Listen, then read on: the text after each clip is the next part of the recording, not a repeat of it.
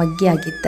ಸುಮ್ಮನೆ ಅಲ್ಲೇ ಒಣ ದೇವ್ರ ಅಲಂಕಾರ ಎಷ್ಟು ಚಂದ ಕಾಣತೈತೆ ಅಂತೇಳಿ ಶ್ರೀಮತಿಗೆ ಸುಂದರ ಈ ಹೈ ಫ್ಲೇಮ್ನಾಗ ಇಟ್ಟ ಬೇಯಿಸ್ಕೊಳಕ್ ಹೋಗ್ಬೇಡ್ರಿ. ವೆಯ್ಟ್ ಲಾಸ್ ಚಾಲೆಂಜ್ ತಗೊಳತೀನಿ. ವೆಯ್ಟ್ ಲಾಸ್ನ ಮಾಡ್ಬೋದು. ಸೊ ವೆಯ್ಟ್ ಲಾಸ್ ಚಾಲೆಂಜ್ ಅಂದ್ರೆ ಇಲ್ಲೇನು ಯಾವುದೇ ರೀತಿ ಡಯಟ್ ಮಾಡೋದಿರಂಗಿಲ್ಲ. ಮನ್ಯಾಗ ಮಾಡಿರುವಂಥ ಆಹಾರನ ತಿನ್ಕೊಂಡೇ. Hello my beautiful viewers, welcome back to my YouTube channel. ಎಲ್ಲರಿಗೂ ಬೆಳಗಿನ ಶುಭೋದಯ. ಪ್ರತಿದಿನ ಮಾರ್ನಿಂಗ್ ಹೇಳ್ತಾ ಇದ್ದಾಗನೇ ನಮಗೊಂದು ಹೊಸ ಆರಂಭ, ಪ್ರತಿದಿನವೂ ನಮಗೊಂದು ಹೊಸ ಅವಕಾಶ, ಹೊಸ ಆದ್ಯತೆ, ಹೊಸ ಬೆಳಕನ್ನು ತಂದೊಡ್ತೈತಿ. ಬದುಕನ್ನೋದು ಒಂದು ಪುಸ್ತಕ ಇದ್ದಂಗೆ ಪ್ರತಿದಿನ ಹೊಸ ಪುಟ ನಾವು ಬರಿಬೇಕಾಗ್ತೈತಿ. ಇಂದು ನಮ್ಮ ಕನಸುಗಳ ಸಾಕಾರಗೊಳ್ಳಕ್ಕೆ ಒಂದು ಅವಕಾಶ ಇರ್ತೈತಿ. ಯಾವುದೇ ದಿನ ನಗುವಿನ ಮೂಲಕ ಪ್ರಾರಂಭ ಆದ್ರೆ ಅದ ಶಕ್ತಿನ ಒಂದು ಬೇರೆ ಆಗಿರ್ತೈತಿ. ನಗು ಅನ್ನೋದು ನಮ್ಮ ಮನಸ್ಸಿಗೆ ಶಾಂತಿ ನೀಡ್ತೈತಿ, ಆತ್ಮವಿಶ್ವಾಸ ಹೆಚ್ಚು ಮಾಡ್ತೈತಿ. ಪ್ರತಿ ತೊಂದರೆಗೂ ಒಂದು ಪರಿಹಾರ ಅನ್ನೋದು ಇದ್ದೇ ಇರ್ತೈತಿ. ಪ್ರತಿಯೊಂದು ಹೀನ ಮನಸ್ಸಿಗೂ ಒಂದು ಸ್ಫೂರ್ತಿ ಅನ್ನೋದು ಇದ್ದೇ ಇರ್ತೈತಿ. ಸೊ ನಿಮ್ಮ ನಿನ್ನೆಗಿಂತ ಇವತ್ತು ಉತ್ತಮವಾಗಿರಲಿ, ಇವತ್ತಿಗಿಂತ ನಾಳೆ ಇನ್ನೂ ಉತ್ತಮವಾಗಿರಲಿ ಅಂತ ಹಾರೈಸ್ತಾ ಎಲ್ರಿಗೂ ಬೆಳಗಿನ ಶುಭೋದಯ ಹೇಳ್ತಾ ಇವತ್ತಿನ ವ್ಲಾಗ್ ಶುರು ಮಾಡತ್ತೀನಿ. ಎಲ್ಲರೂ ಹೆಂಗಿದ್ದೀರಿ? ಎಲ್ಲರೂ ಆರಾಮದಿರಲ್ಲ? ಹೋಪ್ ಎಲ್ಲರೂ ಆರಾಮಿರ್ತೀರಿ. ಸೊ ಇವಾಗ ತಾನೇ ಎದ್ದು ಬಂದು ಮುಖ ತೊಳೆದು ಫ್ರೆಶ್ ಆದೆ. ಇನ್ನು ಕಿಚನ್ಗೆ ಬಂದೀನಿ ಅಡುಗೆ ಮಾಡ್ಬೇಕಂತೇಳಿ. ಇನ್ನು ನಿನ್ನೆ ನೈಟ್ ನಾನು ಇಡ್ಲಿ ರವೆ ನೆನೆ ಹಾಕಿದ್ದೆ, ಹಾಗೆ ಉದ್ದಿನ ಬೇಳೆನೂ ನೆನೆ ಹಾಕಿದ್ನಿ. ಇಡ್ಲಿ ಮತ್ತು ವಡೆ ಮಾಡ್ಬೇಕಂತೇಳಿ ಇವತ್ತು ಗುಂಡನಿಗೆ ಡಬ್ಬಿಗೂ ಇಡ್ಲಿನ ಕಟ್ಟಿದ್ರೆ ಆಯ್ತು ಅಂತ ಅಂದ್ಕೊಂಡು ಇಡ್ಲಿ ರವೆ ನೆನೆ ಹಾಕಿನಿ. ವಾವ್, ನೋಡ್ರಿ ಎಷ್ಟು ಉಬ್ಕೊಂಡು ಬಂದೈತಿ ಹಿಟ್ಟು ಅಂತೇಳಿ. ನಾ ಇಷ್ಟು ಆಗ್ತೈತೆ ಅಂದ್ಕೊಂಡಿರಲಿಲ್ಲ, ಸ್ವಲ್ಪ ಹಾಕಿದ್ದೆ. ಮಾರ್ನಿಂಗ್ ಆಗೋ ಅಷ್ಟೇ ಇಡ್ಲಿ ಮಾಡಬೇಕು. ಜಾಸ್ತಿ ಮಾಡಿ ಇಡೀ ದಿನ ಅದನ್ನ ತಿನ್ನೋದು ಬೇಡ. ಮತ್ತು ಮಧ್ಯಾಹ್ನಕ್ಕೆ ಏನಾರು ಚಪಾತಿ ಅಥವಾ ರೊಟ್ಟಿಯಾರ ಏನಾರು ಮಾಡಿದ್ರೆ ಆಯ್ತಂತೆ ಸ್ವಲ್ಪ ಹಾಕಿದ್ದೆ, ಆದರೂ ಅದು ಸ್ವಲ್ಪ ಜಾಸ್ತಿ ಆಗೈತಿ. ಇರಲಿ ಪರವಾಗಿಲ್ಲ, ಮತ್ತು ಯಾರಾದರೂ ಬರ್ಬೋದು ನಾವು ನಾಷ್ಟ ಮಾಡೋ ಟೈಮ್ನಾಗ. ಇವಾಗ ಇಡ್ಲಿ ಪಾತ್ರೆಗೆ ಒಂದು ಸ್ವಲ್ಪ ನೀರು ಹಾಕಿ ಹುಣಸೆ ಹಣ್ಣು ಹಾಕಿ ಸ್ಟವ್ ಮೇಲೆ ಇಡ್ತೀನಿ. ಸ್ವಲ್ಪ ಅದು ಕುದಿಯೋ ಅಷ್ಟ್ರಾಗ ನಾ ಪ್ಲೇಟಿಗೆ ಇಡ್ಲಿ ಹಾಕ್ತೀನಿ. ಇಡ್ಲಿ ಅಲ್ಲ ರೀ, ಇಡ್ಲಿ ಬ್ಯಾಟರು. ಇನ್ನು ಇಲ್ಲಿ ವಡೆ ಮಾಡೋಕ್ಕೆ ನಾನು ಉದ್ದಿನ ಬೇಳೆ ಒಂದು 6 ಗಂಟೆಗಳ ಕಾಲ ನೆನೆಸಿ ಅದಕ್ಕೆ ಜೀರಿಗೆ, ಶುಂಠಿ ಮತ್ತು ಹಸಿರು ಮೆಣಸಿನ್ಕಾಯಿ ಹಾಕಿ ರುಬ್ಬಕ್ಕೆ ಕೊಡ್ತೀನಿ ರೀ. ನನ್ನ ಹಸ್ಬೆಂಡ್ ರುಬ್ಬಾಕತ್ತಾರ. ಹಾಗೆ ಇಲ್ಲಿ ಇಡ್ಲಿ ಬ್ಯಾಟರು ರೆಡಿ ಆಗೈತಿ. ಇಡ್ಲಿ ಪ್ಲೇಟಿಗೆ ಬ್ಯಾಟರ್ ಹಾಕಿ ಇಡ್ಲಿ ಮಾಡೋಕೆ ಇಟ್ಟೆ ಮಿಕ್ಕಿದ ಕೆಲಸ ಮಾಡ್ಕೊತೀನಿ. ಈ ಇಡ್ಲಿ ಮಾಡಿದಾಗ ಎಲ್ಲ ಕೆಲಸ ಆರಾಮಾಗ್ತೈತ್ರಿ. ಆದ್ರೆ ದೋಸೆ ಮಾಡಿದಾಗ ಕೆಲಸ ಆಗಂಗಿಲ್ಲ ರೀ, ಜಲ್ದಿ ಸಾಗಂಗಿಲ್ಲ ಕೆಲಸ. ದೋಸೆ ಹಂಚಿನ ಮುಂದೆ ಮಾಡ್ಕೊಂತ ನಿಂತು ಬಿಡ್ಬೇಕಾಗ್ತೈತಿ. ಆದರೆ ಇಡ್ಲಿ ಮಾಡೋದಂಗೆಲ್ಲ. ಇಡ್ಲಿ ಪ್ಲೇಟಿಗೆ ನಾವು ಇಡ್ಲಿ ಹಾಕಿ ಮಾಡೋಕ್ಕಿಟ್ಟು ಇಡ್ಲಿ ಬೇಯಕ್ಕಿಟ್ಟು ನಾವು ಮಿಕ್ಕಿದ ಕೆಲಸ ಎಲ್ಲ ಮಾಡ್ಕೋಬೋದು ರೀ. ಸಾಂಬಾರು, ಚಟ್ನಿ, ಆಮೇಲೆ ನಮ್ಮ ಪಾತ್ರೆ ತೊಳೆಯೋದು, ನಮ್ಮ ಗ್ಯಾಸ್ ಕಟ್ಟಿ ಎಲ್ಲ ಕ್ಲೀನ್ ಮಾಡೋದು, ಇದೆಲ್ಲನೂ ಮಾಡ್ಕೊಬೋದು ರೀ. ಇಡ್ಲಿ ಅಂದರೆ ಈಸಿ ರೆಸಿಪಿ ನೋಡಿರಿ. ಸೊ ಇವಾಗ ನೀರು ಕುದಿಯಾಕತ್ತವ, ಅದ್ರಾಗ ಇಡ್ಲಿ ಪ್ಲೇಟ್ ಹಾಕತ್ತೀನಿ. ಸೊ ಇಷ್ಟು ಮುಚ್ಚಿಟ್ಟು ನಾ ಕೆಲಸ ಮಾಡ್ಕೊತೀನಿ ರೀ. ಇನ್ನೊಂದು ಏನಪ್ಪ ಅಂತಂದ್ರೆ ಇವತ್ತು ನನ್ನ ಹಸ್ಬೆಂಡ್ ಭಾಳ ಹೆಲ್ಪ್ ಮಾಡತ್ತಾರೆ ರೀ ನನಗೆ. ಅದ್ರಾಗ ಸ್ವಲ್ಪ ಲೇಟ್ ಆಯ್ತು ರೀ ನಾವು ಹೇಳೋದು. ಮತ್ತು ಗುಂಡನಿಗೆ ಸ್ವಲ್ಪ ಜಲ್ದಿನ ಡಬ್ಬಿ ಎಲ್ಲ ಬಾಕ್ಸ್ಗೆ ಹಾಕಬೇಕು. ಅದ್ರಾಗ ಈಗ ಗುಂಡನಿಗೆ ಟಿಫನ್ ಮಾಡಿಸ್ಬೇಕಲ್ಲ. ಮನೆಯಾಗಿದ್ದಂದ್ರೆ ಸ್ವಲ್ಪ ಅವಾಗ ಟಿಫನ್ ಮಾಡ್ತಿದ್ದ. ಬಟ್ ಈಗ ಹಂಗಲ್ಲ, ಸ್ಕೂಲ್ಗೆ ಹೊಂಟಾನ. ಅವನಿಗೆ ಹೊಟ್ಟೆ ತುಂಬ ಟಿಫನ್ ಮಾಡಿಸಿ ನಾನು ಕಳಿಸ್ಬೇಕಾಗ್ತೈತಿ. ಸೊ ಹಂಗಾಗಿ ಸ್ವಲ್ಪ ಒಂದು 1 ಅವರ್ ಮುಂಚೆ ಎಲ್ಲ ಕೆಲಸ ಮುಗಿಸ್ಕೊಂಡ್ರೆ ಅವ್ನಿಗೆ 1 ಅವರ್ ನಾನು ಅವನಿಗೆ ಇಡಬೇಕಾಗ್ತೈತಿ. ಅವ್ನ ಕೆಲಸ ಮಾಡ್ಕೊಳಕ್ಕೆ, ಅವ್ನಿಗೆ ಡ್ರೆಸ್ ಹಾಕೊಳ್ಳೋದು, ಅವ್ನಿಗೆ ಟಿಫನ್ ಮಾಡಿಸೋದು, ಅವನಿಗೆ ಸ್ಕೂಲ್ಗೆ ಬಿಟ್ಟು ಬರೋದು, ಇದೆಲ್ಲ ಆಗ್ತೈತಿ. ಹಂಗಾಗಿ ನನ್ನ ಹಸ್ಬೆಂಡ್ ಇವತ್ತು ಚಟ್ನಿ ರುಬ್ಕೊಟ್ರೆ, ಹಂಗೆ ಆಮೇಲೆ ಉದ್ದಿನ ವಡೆ ಮಾಡೋದಕ್ಕೆ ಹಿಟ್ಟು ರುಬ್ಕೊಟ್ರೆ. ಸೊ ಭಾಳ ಹೆಲ್ಪ್ ಮಾಡತ್ತಾರೆ. ಈ ಥರ ಹೆಲ್ಪ್ ಮಾಡೋ ಗಂಡ ಇದ್ದರೆ ನಾವು ಅದೃಷ್ಟವಂತರು ಅಂತಲೇ ಹೇಳ್ಬೋದು. ನಾವು ಮಹಾರಾಣಿಗಳಂತಲೇ ಹೇಳ್ಬೋದು. ಈಗಾಗಲೇ ಒಂದು ಡಬ್ಬಿ ಇಡ್ಲಿ ಆಯ್ತು ರೀ, ತೆಗ್ಯಾಕತ್ತೀನಿ. ಇನ್ನು ನೆಕ್ಸ್ಟ್ ಡಬ್ಬಿ ಹಾಕ್ತೀನಿ. ಸಾಂಬಾರು ಇತ್ತು, ಸಾಯಂಕಾಲ ಮಾಡಿದ ಸಾಂಬಾರು ಇತ್ತು. ನನ್ನ ಗುಂಡ ನನಗೇನು ಸಾಂಬಾರು ಹಾಕಂಗಿಲ್ಲ, ಅವ್ನು ಸಾಂಬಾರು ತಿನ್ನಂಗಿಲ್ಲ. ಸೊ ಇಡ್ಲಿ ಮತ್ತು ಚಟ್ನಿ ಅಷ್ಟೇ ತಿಂತಾನೆ. ಚಟ್ನಿಗೆ ಸ್ವಲ್ಪ ಹುಣಸೆ ಹುಳಿ ಹಾಕಿದ್ರೆ ಚಟ್ನಿ ಕೆಡಂಗಿಲ್ಲ. ಇಲ್ಲಿ ನಾನು ಉದ್ದಿನ ವಡೆ ಮಾಡೋಕೆ ರೆಡಿ ಮಾಡ್ಕೊಳತ್ತೀನಿ. ಅದಕ್ಕೆ ನಾನು ಶುಂಠಿ ಆಮೇಲೆ ಹಸಿರು ಮೆಣಸಿನ್ಕಾಯಿ ಜೀರಿಗೆ ಹಾಕಿ ರುಬ್ಕೊಂಡು ತೊಗೊಂಡಿದ್ನಿ ಉದ್ದಿನ ಬೇಳೆ. ಇನ್ನು ಅದಕ್ಕೆ ಸ್ವಲ್ಪ ಹಸಿ ಕೊಬ್ಬರಿ ಮತ್ತು ಕೊತ್ತಂಬರಿ ಸೊಪ್ಪು ಹಾಕಿ ಚೆನ್ನಾಗಿ ಮಿಕ್ಸ್ ಮಾಡ್ಕೊಂಡು ಇವಾಗ ಉದ್ದಿನ ವಡೆ ಮಾಡ್ಕೊಳತ್ತೀನಿ. ಇನ್ನು ಇಲ್ಲಿ ನೀವು ನೋಡಾಕ್ತಿದ್ದ ಲೈಟರ್ ಬಂದುಬಿಟ್ಟು ನಾನು ಫ್ಲಿಪ್ಕಾರ್ಟಾಗ ಆರ್ಡ್ರ್ ಮಾಡಿ ತರಿಸ್ಕೊಂಡಿನಿ. ಇದು ಚಾರ್ಜಬಲ್ ಲೈಟರ್. ನಂಗೆ ಸಖತ್ ಇಷ್ಟ ಆಯ್ತು ಇದು ಪ್ರಾಡಕ್ಟ್. ಭಾಳ ಚಂದ ಐತಿ, ನೋಡೋಕ್ಕೂ ಕ್ಯೂಟ್ ಐತಿ, ಹಂಗೆ ಯೂಸ್ ಮಾಡೋದು ಭಾಳ ಈಸಿ. ಇಲ್ಲಿ ಹಿಂದ್ಗಡೆ ಕೊಟ್ಟಿರೋ ಎಲ್ಲ ಬಟನ್ನ ನಾವು ಆನ್ ಆಫ್ ಮಾಡ್ಬೋದು. ಮಕ್ಳಿಗೆಲ್ಲ ಸೇಫ್ ಐತಿ. ಆಮೇಲೆ ಮುಂದ್ಗಡೆ ಬಟನಿಂದ ನಾವು ಅದನ್ನು ಗ್ಯಾಸ್ ಸ್ಟವ್ ಆನ್ ಮಾಡ್ಕೋಬೋದು.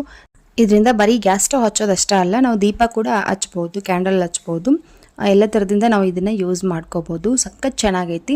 ಹಿಂದ್ಗಡೆ 4 ಲೈಟ್ ಏನೈತಿ ಅದು ನಮ್ಮ ಚಾರ್ಜ್ನ ತೋರಿಸ್ತೈತಿ. ನಾವು ಆನ್ ಮಾಡ್ಕೊಂಡಾಗ ಫುಲ್ ಎಲ್ಲ ಲೈಟು ಆನ್ ಆಗಿದ್ದು ಅಂದರೆ ಅದು ಫುಲ್ ಚಾರ್ಜ್ ಆಗೈತಿ ಅಂತ ಅರ್ಥ. ನಾವು ಆರಾಮಾಗಿ ಚಾರ್ಜ್ ಮಾಡ್ಕೊಂಡು ಅದನ್ನು ಯೂಸ್ ಮಾಡ್ಬೋದು. ಇನ್ನು ಇದನ್ನು ನಾವು ಒಂದು ಸಾರಿ ಫುಲ್ ಚಾರ್ಜ್ ಮಾಡಿಬಿಟ್ವಿ ಅಂತಂದ್ರೆ 4-5 ದಿನ ಆರಾಮಾಗಿ ನಾವು ಇದನ್ನು ಯೂಸ್ ಮಾಡ್ಕೋಬೋದು. ಆಮೇಲೆ ಇದಕ್ಕೆ ಮೊಬೈಲ್ ಚಾರ್ಜರು, ಆಮೇಲೆ ಪವರ್ ಬ್ಯಾಂಕ್ ಚಾರ್ಜರು, ನಿಮ್ಮ ಹತ್ರ ಯಾವ ಚಾರ್ಜರ್ ಇರುತ್ತೆ ಆ ಚಾರ್ಜರಿಂದ ನೀವು ಇದನ್ನು ಚಾರ್ಜ್ ಮಾಡ್ಬೋದು. ಆಮೇಲೆ ಇದು ಆರಾಮಾಗಿ ರೊಟೇಟ್ ಆಗ್ತೈತಿ. ನಿಮ್ಗೆ ಹೆಂಗೆ ಬೇಕು ಹಂಗೆ ಬೆಂಡ್ ಮಾಡಿದ್ರು ಬೆಂಡ್ ಆಗ್ತೈತಿ. ಸಖತ್ ಚೆನ್ನಾಗೈತಿ, ಕ್ಯೂಟ್ ಆಗಿರೋ ಪ್ರಾಡಕ್ಟ್. ನಿಮ್ಗೆ ಏನಾದರೂ ಬೇಕಂತಂದ್ರೆ ನನಗೆ ಕಾಮೆಂಟ್ ಮಾಡಿರಿ, ನಾನು ಆ ಲಿಂಕ್ ನಿಮ್ಮ ಜೊತೆ ಶೇರ್ ಮಾಡ್ಕೊತೀನಿ.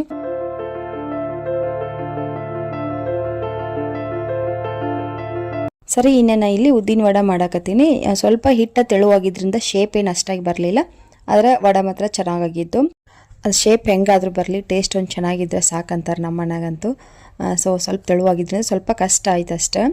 ಇನ್ನೊಂದು ಸ್ವಲ್ಪ ಅಕ್ಕಿ ಹಿಟ್ಟು ಹಾಕಿದರೆ ಚೆನ್ನಾಗಾಗ್ತಿತ್ತು. ಒಟ್ಟಿನಲ್ಲಿ ವಡೆ ಮಾಡ್ಕೊಂಡು ಎಲ್ಲರೂ ಟಿಫನ್ ಮುಗಿಸ್ಕೊಂಡ್ವಿ. ಟಿಫನ್ ಮುಗಿಸ್ಕೊಂಡು ಗುಂಡಿಗೆ ಲಂಚ್ ಬಾಕ್ಸ್ನು ಕಟ್ಟಿಟ್ಟೀನಿ. ಇನ್ನೇನೆ ಸಮ್ಮರ್ ಸೀಸನ್ನು ಮುಗೀತು, ಹಾಗಾಗಿ ಕೂಲರೆಲ್ಲ ಎತ್ತಿ ನನ್ನ ಹಸ್ಬೆಂಡ್ ಮ್ಯಾಲೆ ಇಡಾಕತ್ತಾರ, ಎಲ್ಲ ಪ್ಯಾಕ್ ಮಾಡಿಬಿಟ್ಟು. ಹಾಗೆ ಮಡಿಕೆನೂ ಕೂಡ ತೆಗೆದು ನಾನು ಇನ್ಮೇಲೆ ತಂಪು ನೀರು ಕುಡಿಯೋದು ಅಷ್ಟೊಂದು ಒಳ್ಳೆಯದಲ್ಲ, ಅವಾಯ್ಡ್ ಮಾಡೋಣ ಅಂತೇಳ್ಬಿಟ್ಟು ಸ್ವಲ್ಪ ಬೆಚ್ಚಗೆ ನೀರು ಕುಡಿಯೋದಂತೇಳಿ ಎಲ್ಲನೂ ಮ್ಯಾಲೆ ಇಟ್ಬಿಟ್ಟು ನೀನು ನೆಕ್ಸ್ಟ್ ಇಯರ್ ಸಮ್ಮರ್ ಸೀಸನ್ ಬರೋವರೆಗೂ ಅದು ನಿಂತು ಕೆಳಗೆ ತೆಗಿಯೋಂಗೆ ಇಲ್ಲ. ಇನ್ನು ಹಂಗಾಗಿ ಗುಂಡನ್ನು ಸ್ಕೂಲಿಗೆ ಕರ್ಕೊಂಡು ಬಂದೇನಿ. ಇನ್ನಪ್ಪ ಇಷ್ಟು ದಿನ ಸ್ಕೂಲ್ಗೆ ಹೋಗೋಕೆ ಅಳ್ತಿದ್ದ, ಹಠ ಮಾಡ್ತಿದ್ದ. ಬಟ್ ಇವಾಗಿಂದ ಸ್ಕೂಲ್ಗೆ ಅಡ್ಜಸ್ಟ್ ಆಗೋಣ. ಅವನ ಬೆಳಿಗ್ಗೆ ಎದ್ದು ಕೂಡಲೇ ಹೇಳ್ತಾನೆ, ಫಸ್ಟ್ ಇವತ್ತು ಡಬ್ಬಿಗೆ ಅದು ಮಾಡ ಮಮ್ಮಿ, ಆಮೇಲೆ ಇದು ಮಾಡು, ನಾ ಸ್ಕೂಲ್ಗೆ ಹೋಗ್ತೀನಿ, ನಂಗೆ ಆ ಡ್ರೆಸ್ ಬೇಕು, ಈ ಡ್ರೆಸ್ ಬೇಕು, ಅದೆಲ್ಲನೂ ಹೇಳ್ತಾನೆ. ಸ್ಕೂಲಿಗೆ ರೆಡಿ ಆಗ್ತಾನೆ, ಗುಡ್ ಬಾಯ್ ಆಗಿ ಅವ ಸ್ಕೂಲಿಗೆ ಹೊಂಟಾನ. ಭಾಳ ಖುಷಿ ಆಯ್ತು ನನಗಂತೂ.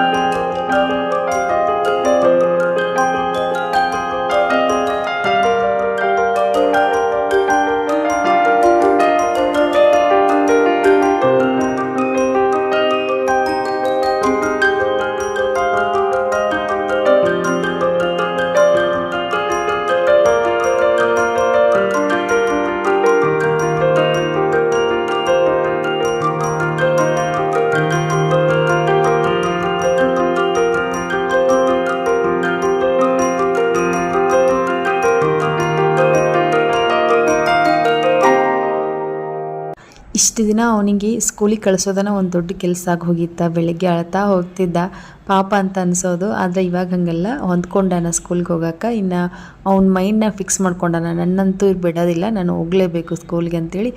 ಬೆಳಗ್ಗೆ ನಾವು ಸ್ಕೂಲ್ಗೆ ಹೋಗಬೇಕು ಹೇಳಪ್ಪ ಅಂತಂದ್ರೆ ಸರಿ ಅಂಥೇಳಿ ಹೇಳ್ತಾನೆ. ಹಾಗೆ ಯಾವ ಕೆಲಸಕ್ಕೂ ಹಠ ಮಾಡೋಂಗಿಲ್ಲ. ಸ್ನಾನ ಮಾಡೋಕ್ಕಾಗಿರ್ಬೋದು, ಡ್ರೆಸ್ ಹಾಕೋಕ್ಕಾಗಿರ್ಬೋದು, ಸ್ಕೂಲ್ಗೆ ಹೋಗೋಕ್ಕಾಗಿರ್ಬೋದು, ಯಾವುದಕ್ಕೂ ಹಠ ಮಾಡೋದಿಲ್ಲ. ಟಿಫನ್ ಮಾಡಿಸ್ಬೇಕಾದ್ರೆ ಅಷ್ಟು ಕಷ್ಟ ಆಗೋದು ನಮಗೆ. ಇನ್ನು ಸ್ಕೂಲ್ಗೆ ಜಲ್ದಿ ಕಳಿಸ್ತಾರೆ ಇವ್ರು ಅಂತೇಳಿ ನಿಧಾನಕ್ಕೆ ಟಿಫನ್ ಮಾಡ್ಕೊಳ್ಳೋ ಈ ಥರ ಮಾಡ್ತಾಯಿದ್ದ. ಬಟ್ ಇವಾಗ ಏನು ಪ್ರಾಬ್ಲಮ್ ಇಲ್ಲದೆ ಆರಾಮಾಗಿ ಸ್ಕೂಲ್ಗೆ ಹೋಗ್ತಾನೆ. ಇನ್ನು ಅವನಿಗೆ ಸ್ಕೂಲಿಗೆ ಬಿಟ್ಟು ಮನೆಗೆ ಬಂದು ಸ್ನಾನ ಮಾಡ್ಕೊಂಡು ಪೂಜೆ ಮಾಡ್ಬೇಕಂತೇಳಿ ಇವಾಗ ಪೂಜೆ ಮಾಡತ್ತೀನಿ. ಮನೆ ಹತ್ರ ದಾಸವಾಳ ಹೋಗಿತ್ತು. ಇದು ನಮ್ಮ ಗಿಡ ಅಲ್ಲ, ಇದು ನಮ್ಮ ಬಾಜು ಮನೆಯವ್ರು ಬೆಳೆಸಿರೋ ಗಿಡ. ಅವ್ರು ಯಾರೂ ಇರಲಿಲ್ಲ, ಇವಾಗ ನಾನು ನೀರು ಹಾಕ್ತಿದ್ನಿ. ಸೊ ಹಂಗಾಗಿ ಮಗ್ಗಿ ಆಗಿತ್ತು. ಸುಮ್ಮನೆ ಅಲ್ಲೇ ಒಣಗಿ ಹೋಗೋ ಬದಲಿ ದೇವ್ರ ಮೂಡಿಗೆ ಆದರೂ ಸೇರಲಿ ಅಂಥೇಳಿ ಕಿತ್ಕೊಂಡು ಬಂದೀನಿ. ಸೊ ನೋಡಿ, ಹೊಸ್ತಿಲ್ ಪೂಜೆನೂ ಈ ಥರ ಆಯ್ತು ಇವತ್ತು. ಇನ್ನು ಒಳಗಡೆ ದೇವ್ರ ಪೂಜೆ ಈ ಥರ ಮಾಡ್ಕೊಂಡಿನಿ. ಮನೆಗೆ ಯಾರೂ ಇರಲಿಲ್ಲ, ಮನೆಯೆಲ್ಲ ಪ್ರಶಾಂತವಾಗಿತ್ತು. ಮನೆ ಕೆಲಸನೂ ಮುಗ್ದಿತ್ತು. ಆರು ಬೇಬಿನೂ ಸ್ಕೂಲ್ಗೆ ಹೋಗ್ಯಾಳ, ಗುಂಡನೂ ಸ್ಕೂಲ್ಗೆ ಹೋದ ಕಳ್ಸಿ ಬನ್ನಿ. ಸೊ ಇನ್ನು ಮೇಲ್ಗಡೆ ದೃಷ್ಟಿ ಗಣೇಶನ ಫೋಟೋ ಹಾಲ್ನಾಗ ಏನು ಹಾಕಿವಲ್ಲ ಅದನ್ನು ಕೆಳಗೆ ತಗೊಂಡ ಇವತ್ತು ಪೂಜೆ ಮಾಡೀನಿ. ಸೊ ಮನಸ್ಸು ನೆಮ್ಮದಿಯಾಗಿ ಪ್ರಶಾಂತವಾಗಿ ಇದ್ದಾಗ ಈ ಥರ ಪೂಜೆ ಎಲ್ಲ ಮಾಡಿದ್ರೆ ನಮಗೂ ಒಳ್ಳೆಯದು, ಇನ್ನೂ ನೆಮ್ಮದಿ ನಮ್ಗೆ ಸಿಗ್ತೈತಿ. ಸೊ ಹಂಗಾಗಿ ಇವತ್ತಿನ ಪೂಜೆ ಈ ಥರ ಇತ್ತು. ಇನ್ನು ಹೂವು ತೊಗೊಂಡು ಬಂದು ಸ್ವಲ್ಪ ಹೊತ್ತಿನಾಗನ ಅರಳಕ್ಕೆ ಶುರು ಆಯಿತು. ಎಷ್ಟು ನೀಟಾಗಿ ಎಷ್ಟು ಚೆನ್ನಾಗಿ ಕಾಣತೈತಿ ನೋಡ್ರಿ, ಅದೊಂದು ಹೂವದಿಂದ ದೇವರ ಅಲಂಕಾರ ಎಷ್ಟು ಚೆಂದ ಕಾಣತೈತೆ ಅಂತೇಳಿ.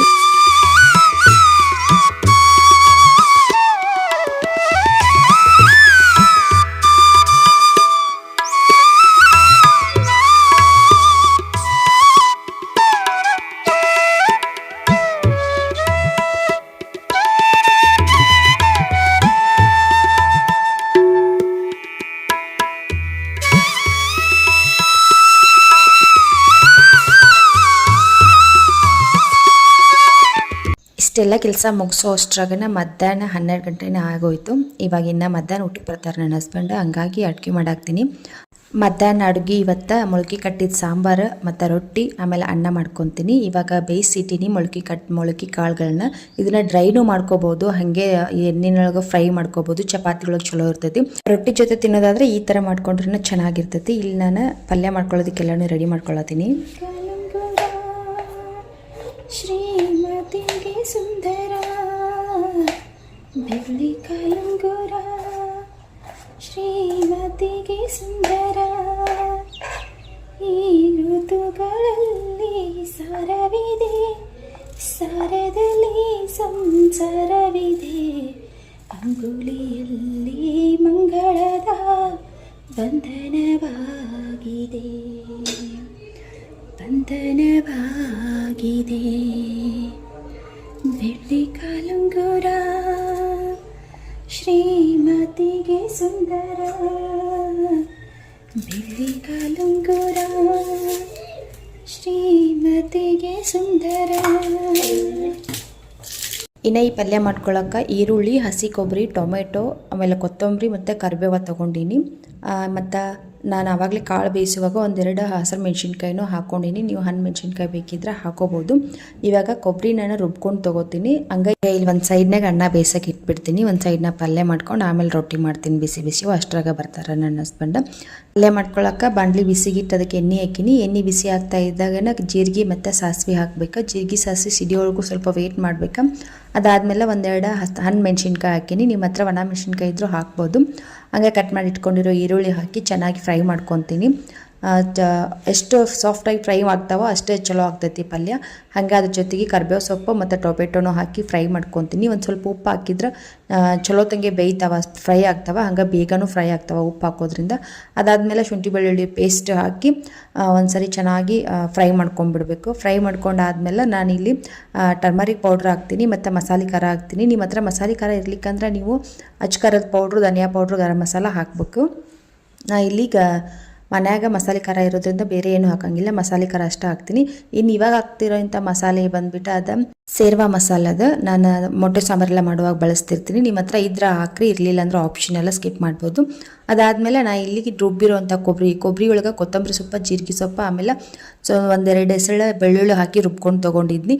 ಅದನ್ನು ಹಾಕಿನಿ. ಅದು ಹಾಕಿ ಒಂದು ಸ್ವಲ್ಪ ನೀರು ಹಾಕಿ, ಅದು ಮಿಕ್ಸಿ ಜಾರಿಗೆ ನೀರು ಹಾಕಿ ಆ ನೀರನ್ನು ಹಾಕಿ ಒಂದು ಸ್ವಲ್ಪ ಹೊತ್ತು ಬೇಯಕ್ಕೆ ಬಿಡ್ಬೇಕು. ನೋಡ್ರಿ ಇಲ್ಲಿ 2 ನಿಮಿಷ ಆದಮೇಲೆ ಈ ಥರ ಎಣ್ಣೆ ಎಲ್ಲ ಬಿಟ್ಕೊಂಡಿರ್ತೈತಿ. ಇವಾಗ ಅದನ್ನ ಚೆನ್ನಾಗಿ ಒಂದು ಸಾರಿ ಮಿಕ್ಸ್ ಮಾಡ್ಕೊಬೇಕು. ಜಾಸ್ತಿ ಹೈ ಫ್ಲೇಮ್ನಾಗ ಇಟ್ಟು ಬೇಯಿಸ್ಕೊಳಕ್ಕೆ ಹೋಗ್ಬೇಡ್ರಿ, ತಳ ಸಿದ್ದೋ ಚಾನ್ಸಸ್ ಇರ್ತೈತಿ. ಸೊ ಮೀಡಿಯಮ್ ಸಿಮ್ ಒಳಗೆ ಇಟ್ಕೊಂಡು ಬೇಯಿಸ್ಕೊಬೇಕು. ಅದಾದಮೇಲೆ ಲಾಸ್ಟ್ನಾಗ ನಾವು ಬೇಯಿಸಿಟ್ಕೊಂಡಿರೋ ಮೊಳಕೆ ಕಾಳು ಹಾಕಿ ಚೆನ್ನಾಗಿ ಮಿಕ್ಸ್ ಮಾಡ್ಕೊಂಡು ಲಾಸ್ಟಲ್ಲಿಗೆ ನಾವು ಮೊಳಕೆ ಕಾಳು ಬೇಯಿಸಿರೋ ನೀರು ಹಾಕಿ ಒಂದು ಸಾರಿ ಮಿಕ್ಸ್ ಮಾಡ್ಕೊಂಡು ನಮ್ಗೆ ಎಷ್ಟು ಕನ್ಸಿಸ್ಟೆನ್ಸಿ ಬೇಕೋ, ಸಾಂಬಾರು ಹದ ಬೇಕೋ ಇಲ್ವ ಅಥವಾ ಪಲ್ಯ ಹದ ಬೇಕೋ ನೋಡಿಕೊಂಡು ಆ ನೀರು ಹಾಕಬೇಕು. ಅದಾದಮೇಲೆ ಬೆಲ್ಲ ಮತ್ತು ಕೊತ್ತಂಬರಿ ಸೊಪ್ಪು ಮತ್ತೊಂದು ಸಾರಿ ರುಚಿ ನೋಡಿಕೊಂಡು ಉಪ್ಪು ಸೇರಿಸ್ಕೋಬೋದು. ಅದಾದಮೇಲೆ ಲಾಸ್ಟ್ ಒಂದು ಲಿಡ್ ಕ್ಲೋಸ್ ಮಾಡಿ ಒಂದು 5-10 ನಿಮಿಷ ಬೇಯಿಸ್ಕೊಂಡ್ರೆ ಪಲ್ಯ ರೆಡಿ ಆಗ್ತೈತಿ. ಈ ಪಲ್ಯ ಸಖತ್ ಟೇಸ್ಟಿಯಾಗಿರ್ತೈತಿ. ಡಯಟ್ ಮಾಡೋರ್ಗಂತೂ ಹೇಳಿ ಮಾಡಿಸಿರೋ ಅಂಥ ಪಲ್ಯ ಇದು. ವಾರದಲ್ಲಿ 1-2 ಸಾರಿನಾದರೂ ಈ ಮೊಳಕೆ ಕಾಳು ಪಲ್ಯ ಮಾಡ್ಕೊಂಡು ತಿಂದರೆ ನಮ್ಮ ಆರೋಗ್ಯನೂ ಚಲೋ ಇರ್ತೈತಿ. ಮತ್ತು ವೆಯ್ಟ್ ಲಾಸ್ ಮಾಡೋರ್ಗಂತೂ ಈ ಪಲ್ಯ ಭಾಳ ಹೆಲ್ಪ್ ಮಾಡ್ತೈತಿ. ಸೊ ನೀವು ನಿಮ್ಮ ಮನ್ಯಾಗ ಒಂದು ಸಾರಿ ಟ್ರೈ ಮಾಡಿ ರುಚಿ ಹೆಂಗೆ ಬಂತಂತೇಳಿ ನನಗೆ ಕಾಮೆಂಟ್ ಮಾಡಿರಿ. ಹಂಗೆ ವೆಯ್ಟ್ ಲಾಸ್ ಅನ್ನೋ ನೆನಪಾಯ್ತು. ನಾನು ಇನ್ಮೇಲಿಂದ ವೆಯ್ಟ್ ಲಾಸ್ ಜರ್ನಿನ ಸ್ಟಾರ್ಟ್ ಮಾಡಬೇಕು ಅಂದ್ಕೊಂಡೀನಿ. ಇಷ್ಟು ದಿನ ವೆಯ್ಟ್ ಲಾಸ್ ಮಾಡೋದ್ರ ಬಗ್ಗೆ ಏನು ಅಷ್ಟೊಂದು ಯೋಚನೆ ಮಾಡೋಕ್ಕೆ ಹೋಗಿರಲಿಲ್ಲ. ಅದರಲ್ಲೂ ಅಷ್ಟು ಜಾಸ್ತಿ ನಂದು ವೆಯ್ಟ್ ಗೇನ್ ಆಗಿಲ್ಲ. ಆದರೂ ಬೆಲ್ಲಿ ಫ್ಯಾಟ ಸ್ವಲ್ಪ ಡೆಲಿವರಿ ಆದಾಗಿಂದ ಸ್ವಲ್ಪ ಬೆಲ್ಲಿ ಫ್ಯಾಟ್ ಐತಿ. ಸೊ ಅದೆಲ್ಲ ಫ್ಯಾಟ್ ಲಾಸ್ ಮಾಡಬೇಕು, ವೆಯ್ಟ್ ಲಾಸ್ ಮಾಡ್ಬೇಕು ಅಂದ್ಕೊಂಡೀನಿ. ಸೊ ಸೊ ಹಾಗಾಗಿ ವೆಯ್ಟ್ ಲಾಸ್ ಚಾಲೆಂಜ್ ತೊಗೊಳತ್ತೀನಿ. ನೀವು ಯಾರಾದರೂ ನನ್ನ ಜೊತೆ ವೆಯ್ಟ್ ಲಾಸ್ ಮಾಡ್ಬೇಕು ಅಂದ್ಕೊಂಡವ್ರು ಯಾರಾದರೂ ಇದ್ದರೆ ನನಗೆ ಕಾಮೆಂಟ್ ಮಾಡಿರಿ. ಏನಿಲ್ಲ, ಇದಕ್ಕೇನು ಫೀ ತುಂಬೋದಿಲ್ಲ, ಏನಿಲ್ಲ, ಜಸ್ಟ್ ನನ್ನ ಚಾನಲ್ ಸಬ್ಸ್ಕ್ರೈಬ್ ಮಾಡಿಕೊಂಡು ನಾನು ಪ್ರತಿದಿನ ಹಾಕೋ ರೆಗ್ಯುಲರಾಗಿ ವೀಡಿಯೋನ ನೀವು ನೋಡ್ತಾ ಬಂದರೆ ಅಂದರೆ ನೀವು ನನ್ನ ಜೊತೆ ವೆಯ್ಟ್ ಲಾಸ್ ಮಾಡ್ಕೋಬೋದು. ಅದ್ರಾಗ ನಾನು ವೆಯ್ಟ್ ಲಾಸ್ ಮಾಡೋದಕ್ಕೆ ಏನೆಲ್ಲ ನಾವು ಆಹಾರ ತೊಗೋಬೇಕು ಅನ್ನೋದನ್ನು ರೆಸಿಪೀಸ್ನ ನಾನು ನಿಮ್ಮ ಜೊತೆ ಶೇರ್ ಮಾಡಿರ್ತೀನಿ. ಮತ್ತು ನಾನು ಜಾಸ್ತಿ ಈ ನಾವು ಗೃಹಿಣಿಯರು ಇರ್ತೀವಿ, ಮನೆ ಕೆಲಸನ ಜಾಸ್ತಿ ಆಗಿರ್ತೈತೆ ನಮ್ಗೆ. ಇದ್ರ ಮಧ್ಯೆ ನಮಗೆ ಎಕ್ಸಸೈಸ್ ಮಾಡೋಕ್ಕಾಗಂಗಿಲ್ಲ, ಯಾವುದೇ ರೀತಿ ವರ್ಕೌಟ್ ಎಲ್ಲ ಮಾಡೋಕ್ಕಾಗಂಗಿಲ್ಲ. ಆದರೂ ಅದು ಯಾವುದು ಮಾಡ್ದೇ ನಾವು ವೆಯ್ಟ್ ಲಾಸ್ನ ಯಾವ ಥರ ಮಾಡಬೇಕು ಅನ್ನೋದನ್ನು ಟಿಪ್ಸ್ ಪ್ರತಿದಿನವೂ ನಿಮ್ಗೆ ಕೊಡ್ತಾ ಇರ್ತೀನಿ. ನಾನು ಯಾವ ಥರ ವೆಯ್ಟ್ ಲಾಸ್ ಮಾಡ್ತೀನಿ ಅನ್ನೋದನ್ನು ನಿಮ್ಮ ಜೊತೆಗೆ ಶೇರ್ ಮಾಡ್ಕೊತಾ ಇರ್ತೀನಿ. ಅದ್ರ ಪ್ರಕಾರ ನೀವು ವೆಯ್ಟ್ ಲಾಸ್ನ ಆರಾಮಾಗಿ ನೀವು ಮನೆಯಾಗಿ ಮಾಡ್ಕೋಬೋದು. ಸೊ ಹಾಗಾಗಿ ನಿಮ್ಗೆ ಯಾರಾದರೂ ಇಂಟ್ರೆಸ್ಟ್ ಇದ್ದರೆ ನನಗೆ ಕಾಮೆಂಟ್ ಮಾಡಿರಿ. ಅದ್ರ ಜೊತೆಗೆ ಚಾನಲ್ ಸಬ್ಸ್ಕ್ರೈಬ್ ಮಾಡಿಕೊಂಡು ಬೆಲ್ ಐಕನ್ ನೀವು ಪ್ರೆಸ್ ಮಾಡಿದ್ರೆ ಅಂದರೆ ನಾನು ಹಾಕೋ ಎಲ್ಲ ವೀಡಿಯೋ ನೋಟಿಫಿಕೇಷನು ನಿಮ್ಗೆ ಬರ್ತಾವೆ. ನಾನು ಹಾಕೋ ಪ್ರತಿ ವೀಡಿಯೋದಾಗೂ ನಾನು ವೆಯ್ಟ್ ಲಾಸ್ ಜರ್ನಿ ಆಗಿರ್ಬೋದು, ನನ್ನ ವೆಯ್ಟ್ ಲಾಸ್ಗಾಗಿ ನಾನು ಯಾವೆಲ್ಲ ಆಹಾರನ ತೊಗೋತೀನಿ ಅದೆಲ್ಲನೂ ನಿಮ್ಮ ಜೊತೆಗೆ ಶೇರ್ ಮಾಡ್ಕೊಂಡಿರ್ತೀನಿ. ಸೊ ಹಾಗಾಗಿ ನೀವು ಪ್ರತಿ ವಿಡಿಯೋನು ನೀವು ನೋಡ್ಕೊಂಡು ನೀವು ಕೂಡ ಎಲ್ಲ ಟಿಪ್ಸ್ನು ಫಾಲೋ ಮಾಡ್ಕೊಂಡು ನೀವು ಆರಾಮಾಗಿ ವೆಯ್ಟ್ ಲಾಸ್ನ ಮಾಡ್ಬೋದು. ಸೊ ನೀವು ಯಾರಾದರೂ ಜಾಯ್ನ್ ಆಗೋರಿದ್ರೆ ನನಗೆ ಕಾಮೆಂಟ್ ಮಾಡಿರಿ. ಇನ್ನೇ ನನ್ನ ಹಸ್ಬೆಂಡ್ ಬರೋ ಟೈಮ್ಗೆನ ರೊಟ್ಟಿ ಮಾಡ್ತಿರ್ತೀನಿ, ಬಂದು ಬಿಸಿ ತಿಂತಾರಂತೇಳಿ. ಹಾಗಾಗಿ ಈ ವೆಯ್ಟ್ ಲಾಸ್ ಚಾಲೆಂಜ್ ಅಂದರೆ ಇಲ್ಲೇನು ಯಾವುದೇ ರೀತಿ ಡಯಟ್ ಮಾಡೋದಿರಂಗಿಲ್ಲ, ವರ್ಕೌಟ್ ಮಾಡೋದಿರಂಗಿಲ್ಲ. ಆರಾಮಾಗಿ ನಾವು ಮನೆ ಕೆಲಸ ಮಾಡ್ಕೊಂಡೇ ಮನ್ಯಾಗ ಮಾಡಿರುವಂಥ ಆಹಾರನ ತಿಂದ್ಕೊಂಡೇ ನಾವು ಆರಾಮಾಗಿ ವೆಯ್ಟ್ ಲಾಸ್ನ ಯಾವ ಥರ ಮಾಡೋದು ಅನ್ನೋದನ್ನು ಕೆಲವು ಟಿಪ್ಸ್ ಮುಖಾಂತರ ನಿಮ್ಗೆ ಹೇಳ್ಕೊಡ್ತೀನಿ. ನಾನು ಆ ಟಿಪ್ಸ್ನ ಫಾಲೋ ಮಾಡ್ತಿರ್ತೀನಿ. ನಾನು ಫಾಲೋ ಮಾಡೋಂಥ ಟಿಪ್ಸನ್ನ ನಿಮ್ಗೆ ಹೇಳ್ತಿರ್ತೀನಿ. ಸೊ ನಿಮಗೂ ಕೂಡ ಅನುಕೂಲ ಆಗ್ತೈತಿ. ಸೊ ಹಂಗಾಗಿ ಯಾರಾದರೂ ಜಾಯ್ನ್ ಆಗೋರಿದ್ರೆ ಆಗ್ಬೋದು. ಸೊ ಇವತ್ತಿನ ಲಂಚ್ ರೆಸಿಪಿ ಇದು. ಇವತ್ತಿನ ರೆಸಿಪಿ ನೀವು ಮನ್ಯಾಗ ಟ್ರೈ ಮಾಡಿರಿ, ಚಲೋ ಇರ್ತೈತಿ ರೆಸಿಪಿ. ಸೊ ಇವಾಗ ಮಧ್ಯಾಹ್ನ ಊಟ ಮುಗಿಸ್ಕೊಂಡ್ವಿ. ಇಲ್ಲಿ ಹಲಸಿನ ಹಣ್ಣು ತೊಗೊಂಬಂದಿದ್ರು ನನ್ನ ಹಸ್ಬೆಂಡ್. ಸೊ ಅವ್ರು ತಿನ್ನಕತ್ತಿದ್ವಿ, ಅವ್ರಿಗೂ ಸ್ವಲ್ಪ ಕೊಟ್ಟ. ಈ ವರ್ಷನ ಜಾಸ್ತಿ ಹಲಸಿನ ಹಣ್ಣು ತಿಂದಿದ್ದಂದರೆ ನಾನು ಇಷ್ಟು ದಿನ ಹಲಸಿನ ಹಣ್ಣು ತಿಂತಾನೆ ಇರಲಿಲ್ಲ, ತರ್ತಾನೂ ಇರಲಿಲ್ಲ. ಸೊ ಹಂಗೆ ಹಲಸಿನ ಹಣ್ಣು ತಿಂದೆ, ಅದ್ರ ಬೀಜನೂ ಸ್ಟೋರ್ ಮಾಡಿ ಇಟ್ಕೊಂಡ್ರೆ ಮಕ್ಕಳಿಗೆ ನಾವು ಸುಟ್ಟು ಕೊಡ್ಬೋದು, ಪಲ್ಯನೂ ಮಾಡ್ಕೊಂಡು ತಿನ್ಬೋದು. ಸೀಸನಿಂಗ್ ಹಣ್ಣು ಯಾವುದೂ ಮಿಸ್ ಮಾಡ್ಕೊಳಕ್ಕೆ ಹೋಗ್ಬೇಡ್ರಿ, ಎಲ್ಲನೂ ತಿಂದು ಆರೋಗ್ಯವಾಗಿರಿ. ಹಾಗೆ ಇವತ್ತಿನ ಬ್ಲಾಗು ಇಲ್ಲಿಗೆ ಎಂಡ್ ಮಾಡ್ತೀನಿ. ಹಾಗೆ ವೆಯ್ಟ್ ಲಾಸ್ ಚಾಲೆಂಜ್ ಬಗ್ಗೆ ನಿಮ್ಮ ಅನಿಸಿಕೆನ ಕಾಮೆಂಟ್ ಮಾಡೋದನ್ನು ಮಾತ್ರ ಮರಿಬೇಡ್ರಿ. ಸೊ ಮತ್ತೆ ಸಿಗ್ತೀನಿ ನೆಕ್ಸ್ಟ್ ವ್ಲಾಗ್ನಾಗ. ಬಾಯ್.